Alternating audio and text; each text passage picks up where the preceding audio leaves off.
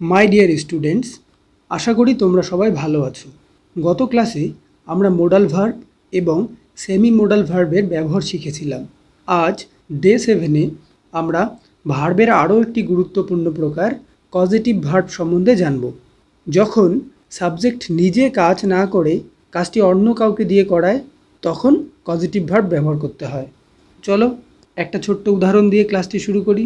বলো তো, আমি করি এর ইংরেজি কী হবে? এর ইংরেজি আমরা সবাই জানি, তাই না? এর ইংরেজি হলো আই ডু, আমি নিজে করি। কিন্তু যদি বলি আমি করাই, অর্থাৎ আমি নিজে কাজটি করছি না, বরং অন্য কাউকে দিয়ে কাজটি করাচ্ছি, এখন তাহলে এর ইংরেজি কী হবে? এর ইংরেজি তুমি কি বোঝাতে চাইছো তার উপর নির্ভর করছে। যদি তুমি বোঝাতে চাও কাজটি অন্য কাউকে দিয়ে করিয়ে নিয়েছো, কে করেছে সেটা তোমার কাছে ইম্পর্টেন্ট নয়, বা তুমি নির্দিষ্ট করে সেটা বলতে চাইছো না, তখন এর ইংরেজি হবে আই গেট ইট ডান অথবা আই হ্যাভ ইট ডান। চলো আরেকটি উদাহরণ দেখি, তাহলে বিষয়টি ভালো মতো বুঝতে পারবে। আমি আমার চুল কাটাই, এর ইংরেজি হবে আই গেট অথবা I have my hair cut. দেখো এখানে চুল কে কাটছে, আমি কিন্তু তার কথা বলছি না, চুল কাটা হয়েছে এটাই আসল কথা। তবে তুমি যদি নিজের চুল নিজেই কাটো, তাহলে বলবে আই কাট মাই হেয়ার। আর যদি তুমি বোঝাতে চাও তুমি নির্দিষ্ট করে কাউকে কোনো কাজ করতে বাধ্য করছো বা তাকে দিয়ে জোর করে কাজটি করাচ্ছ, তখন এর ইংরেজি হবে I make someone do something. অর্থাৎ আমি করাই মানে আমি অন্যকে দিয়ে করাই। I make someone do. যেমন আমি তাকে দিয়ে আমার হোমওয়ার্ক করাই, I make him do my homework. মনে রাখবে, যদি কাজটি নিজে করো তাহলে সিম্পল ভার্ব ব্যবহার করবে, আর যদি অন্যকে দিয়ে করাও তাহলে পজিটিভ ভার্ব যেমন হ্যাভ, গেট এসব ব্যবহার করবে। ডিয়ার স্টুডেন্টস, তোমরা নিশ্চয়ই পজিটিভ ভার্ব সম্বন্ধে একটা ধারণা পেয়েছো, তাই না? এবার আমরা জানব পজিটিভ ভার্ব কত প্রকারের হয়। ইংরেজিতে প্রধানত 5টি পজিটিভ ভার্ব ব্যবহৃত হয়: মেক, হ্যাভ, গেট, লেট এবং হেল্প।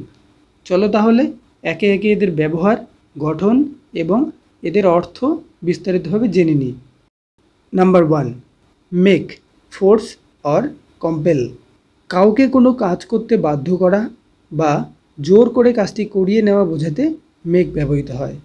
এর স্ট্রাকচার হলো সাবজেক্ট মানে যে কাজটা করাচ্ছে, তারপর মেক, তারপরে অবজেক্ট মানে যাকে দিয়ে কাজটা করানো হচ্ছে, তারপরে ভার্বের বেস ফর্ম অথবা V1। মনে রাখবে, পজিটিভ ভার্ব বাক্যের টেন্স অনুযায়ী পরিবর্তিত হয়। যেমন প্রেজেন্ট টেন্সে মেক অথবা মেক্স, পাস্ট টেন্সে মেট এবং ফিউচার টেন্সে উইল মেক হয়ে যাবে। চলো কিছু উদাহরণ দেখে নিই। আমি তাকে হাসতে বাধ্য করলাম, আই মেড হিম লাফ। এখানে দেখো, যেহেতু পাস্ট টেন্স তাই মেড হয়েছে। I make him clean the garden. আমি তাকে দিয়ে বাগান পরিষ্কার করাই। They made him cry. তারা তাকে কাঁদতে বাধ্য করলো। Number 2, have, arrange for someone to do something. কাউকে দিয়ে কোনো কাজ করিয়ে নেওয়া বোঝাতে হ্যাভ বসে। মনে রাখবে, এখানে মেকের মতো জোর করা বা বাধ্য করার মতো বিষয়টি থাকে না, শুধু নির্দেশ দেওয়া বোঝাতে এটি ব্যবহৃত হয়। এর ব্যবহার দুভাবে হয়, একটা হয় অ্যাক্টিভে, অন্যটা প্যাসিভে। অ্যাক্টিভ হলো যখন বলা হয় যে কাজটা কে করেছে। এর স্ট্রাকচার হলো সাবজেক্ট মানে যে কাজটা করাচ্ছে, তারপরে হ্যাভ, তারপরে অবজেক্ট মানে যাকে দিয়ে কাজটা করানো হচ্ছে, তারপরে ভার্বের বেস ফর্ম অথবা V1। যেমন I had the mechanic fix my car. আমি মেকানিককে দিয়ে আমার গাড়ি ঠিক করালাম। She had her assistant prepare the report. সে তার অ্যাসিস্ট্যান্টকে দিয়ে রিপোর্টটি তৈরি করালো। আর এর প্যাসিভ স্ট্রাকচার হলো যখন কাজটা কে করছে বলা হয় না, তখন এর প্যাসিভ স্ট্রাকচার ব্যবহৃত হয়। সবার প্রথমে সাবজেক্ট, তারপরে হ্যাভ, তারপর অবজেক্ট, তারপরে ভার্বের থার্ড ফর্ম অথবা পাস্ট পার্টিসিপল ফর্ম বসে। যেমন we had the house painted. আমরা বাড়িটি রং করালাম। এখানে দেখো, কে রং করেছে বলা নেই, I had my car fixed, আমি আমার গাড়ি ঠিক করালাম। এখানে দেখো কে করেছে সেটা বলা নেই। মেকানিক হতে পারে বা কোনো সার্ভিস সেন্টার থেকে হতে পারে, যে কেউ হতে পারে। গেট, পারসুয়েট বা কনভিন্স, যখন কাউকে রাজি করিয়ে বা অনুরোধ করে কোনো কাজ করানো হয় তখন গেট বসে। এর ব্যবহারও দুভাবে হয়, একটা হয় অ্যাক্টিভে, অন্যটা প্যাসিভে। এর অ্যাক্টিভ ব্যবহার হচ্ছে যখন বলা হয় যে কাজটা কে করেছে, সবার প্রথমে সাবজেক্ট বসে, তারপরে গেট, তারপরে অবজেক্ট, তারপর টু প্লাস V1। যেমন I got my brother to help me with my homework, আমি আমার ভাইকে আমার হোমওয়ার্কে সাহায্য করতে রাজি করালাম। I will get my friend to come to the meeting, আমি আমার বন্ধুকে মিটিংয়ে আসতে রাজি করাবো। আর এর প্যাসিভ স্ট্রাকচার হলো যখন কাজটা কে করছে বলা হয় না। প্রথমে সাবজেক্ট মানে যে কাজটা করাচ্ছে, তারপরে গেট, তারপর অবজেক্ট মানে যে জিনিসটার উপরে কাজটা হচ্ছে, তারপর পাস্ট পার্টিসিপল অথবা ভার্বের থার্ড ফর্ম। এর ব্যবহার অনেকটা হ্যাভের মতোই হয়।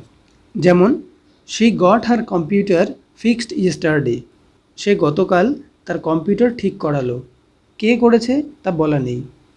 We got the broken window repaired, আমরা ভাঙা জানালাটি মেরামত করালাম।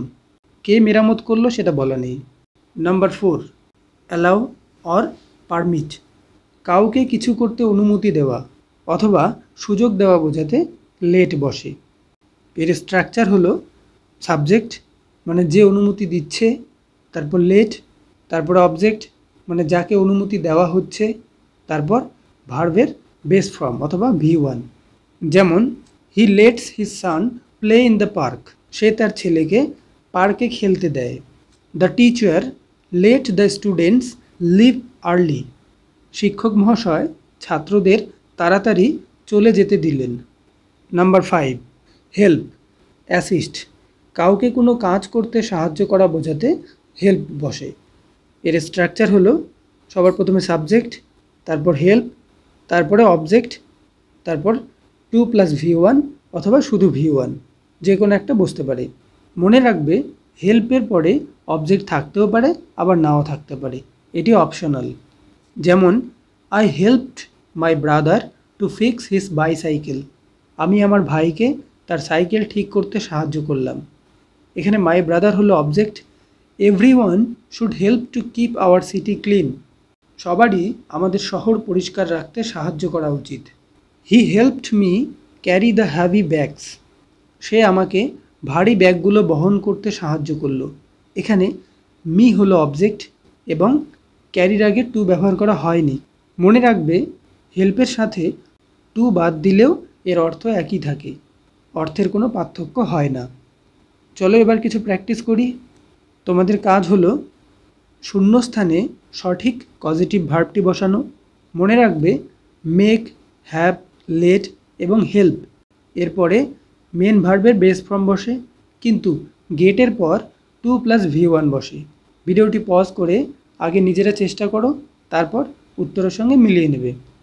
I will dash my brother clean the room before guests arrive, আমি আমার ভাইকে দিয়ে ঘর পরিষ্কার করাবো।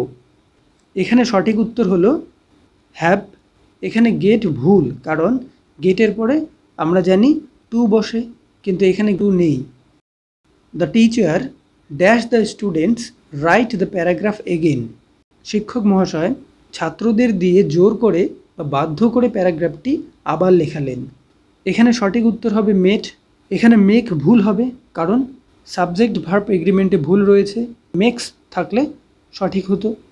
I will make her dash the truth, আমি তাকে সত্যিটা বলতে বাধ্য করব। এখানে সঠিক উত্তর হবে টেল। এখানে টু টেল হবে না কারণ মেকের পরে টু বসে না। They had the work dash before the deadline, এখানে সঠিক উত্তর হবে ফিনিশড। তারা কাজ করিয়ে নিয়েছিল সময়ের আগেই, কাজটা কে করেছে তা বলা হচ্ছে না, তাই V3 অথবা পাস্ট পার্টিসিপল হবে। টু ফিনিশ হবে না কারণ হ্যাড পজিটিভের সাথে টু বসে না। এখানে যদি গেট থাকতো তাহলে টু ফিনিশ হতো। He got the plumber dash the pipe, সে প্লামারকে দিয়ে পাইপটি ঠিক করিয়েছে। প্লাম্বার নয়, প্লামার। মনে রাখবে, শব্দের শেষে যদি এমবি থাকে তাহলে অনেক সময় বি সাইলেন্ট হয়ে যায়, যেমন প্লামার, থাম, ল্যাম্প। প্লামার মানে হচ্ছে জলের কল অথবা পাইপ রিপেয়ারিং মিস্ত্রি। এখানে সঠিক উত্তর টু ফিক্স। তাহলে ডিয়ার স্টুডেন্টস, আজ আমরা শিখলাম কিভাবে মেক, হ্যাভ, গেট, লেট এবং হেল্প এই 5টি পজিটিভ ভার্ব ব্যবহার করে আমরা নিজেরা কাজ না করে অন্যকে দিয়ে কাজ করাতে পারি। আশা করি তোমরা বুঝতে পেরেছো। ক্লাসটি যদি তোমাদের ভালো লেগে থাকে তাহলে এই ভিডিওটি তোমাদের বন্ধুদের সঙ্গে শেয়ার করো, যাতে তারাও খুব সহজে ইংরেজি শিখতে পারে। দেখা হবে পরের ক্লাসে। ভালো থেকো।